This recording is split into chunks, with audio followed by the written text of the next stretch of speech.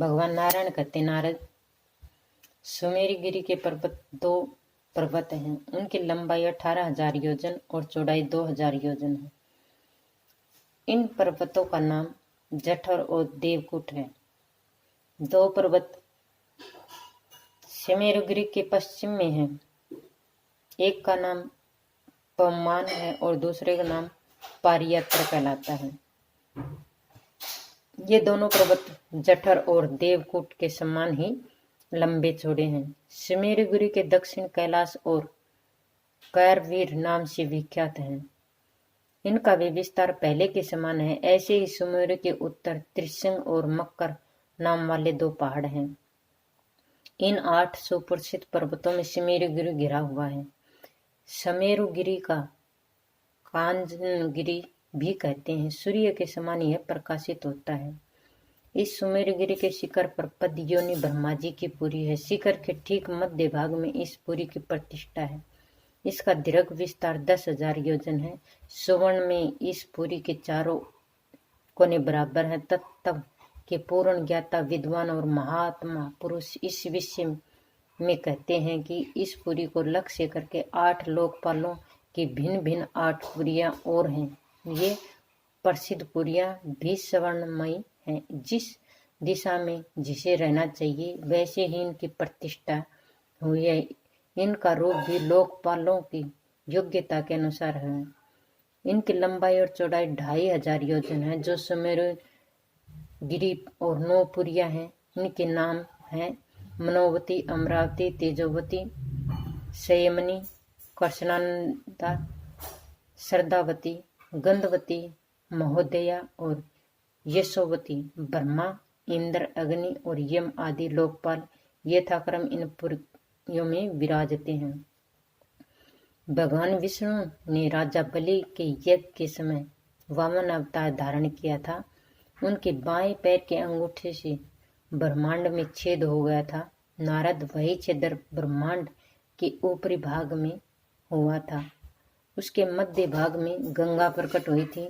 वह स्वर्ग के शिखर पर आकर रुक गई थी। इस गंगा के अखिल जगत में कंपलस को दूर करने की योग्यता, इस पाप का उच्छेदन कर देने वाला जल से परिपूर्ण है।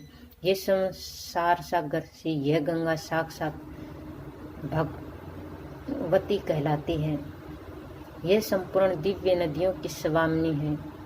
बहुत समय के पश्चात अर्थात 10,000 युग बीत जाने पर ये वहां से चलकर स्वर्ग के शिखर पर, जिसे त्रिलोकी के विष्णुपदी कहते हैं, आ गई और वह स्थान है जहाँ उत्तानपाद कुमार परम पुण्यात्मा पुरुष ध्रुव रहते हैं।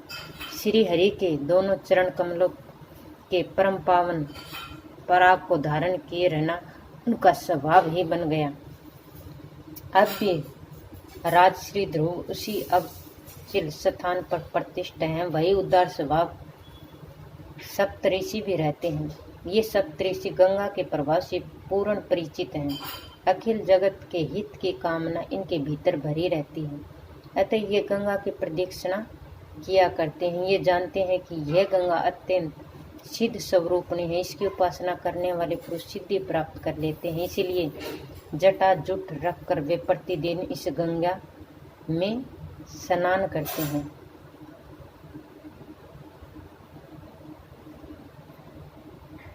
तदंतर वैकुंठ से चलकर असंख्य विमानों से भरे हुए देवयान पर होती हुई गंगा चंद्रमंडल में पहुंची। वहां से ब्रह्मलोक में आ गई। नारद ब्रह्मलोक में आने पर गंगा के 4 भाग हो गए और 4 नामों से प्रसिद्ध होकर वह 4 दिशाओं में चली गई। बहते बहते जाकर समुद्र में मिल जाती है। गंगा के 4 नाम हैं सीता, अलकनंदा, चक्षु और भद्रा। संपूर्ण पापों को समन करने वाली सीता नाम से प्रसिद्ध गंगा ब्रह्मांड से उतरकर केसर नामक पर्वतों के शिखर पर आई। वहां से गंधमादन पर्वत पर के शिखर पर गिरी। उनके बीच से निकलकर बरदा वृक्ष की पूर्व दिशा में आ गई। इसके बाद देवताओं से सुपूजित होकर क्षीर सागर में मिल गई। तत्पश्चात चक्षु नाम से प्रसिद्ध दूसरी गंगा माल्यवान पर्वत के शिखर से निकली। अत्यंत वेग के साथ बहकर वह केतुमाल वृक्ष में आ गई। वहां से उसका प्रभाव पश्चिम दिशा में आ गया। बाद में जाकर वह समुद्र में मिल गई। नारद तीसरी धारा, जो पुण्य में अलकनंदा कहते हैं, यह पवित्र नदी ब्रह्मांड के दक्षिण से होती हुई हेमकुंड नामक प्रधान पर्वत पर पहुंची।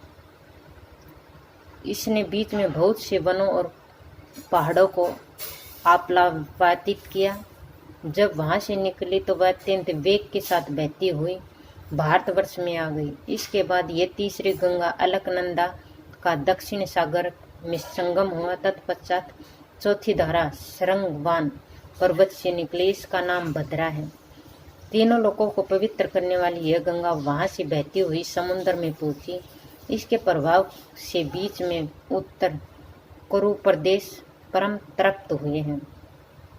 नारद अन्य भी बहुत से समुद्र और नदियां प्रत्येक वर्ष में हैं। प्राय इन सब के उद्गम स्थान मेरु और मंदर पर्वत से हैं। इन 9 वर्षों में भारतवर्ष, जो कर्म क्षेत्र कहा जाता है, अन्य 8 वर्ष पृथ्वी पर रहते हुए भी स्वर्ग के फल को प्रदान करते हैं। नारद स्वर्ग में रहने वाला पुरुषों को जब पुण्य समाप्त हो जाता है तब वे भोग भोगने के स्थान से में आते हैं। उनकी आयु 10,000 वर्ष होती है। उनके सभी अंग वज्र के समान कठोर होते हैं। उनमें 1000 हाथियों का बल होता है। वे क्रीड़ा के बड़े प्रेमी होते हैं। उन्हीं सभी सुख सुलभ रहते हैं। वहां आयु समाप्त होने पर 1 वर्ष तक स्त्रियों के गर्भ में धारण करने की क्षमता बनी रहती है और सदा ही त्रेता युग के समान समय वर्तमान न रहता है।